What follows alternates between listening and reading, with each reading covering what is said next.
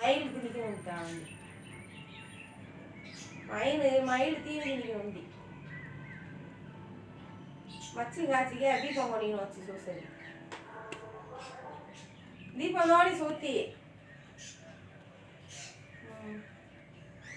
வாங்கிட்டுல தீபம் பட்டுத்து எல்லாத்துல அவ்வு தீபாவளி கொஞ்சம் வச்சா தடுப்புன்னு எடுத்தா மயில் நினைச்சு தெரியும்.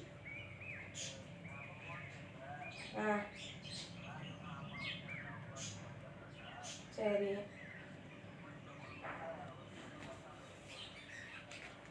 சீரகம் பஸ் வாங்கினானா?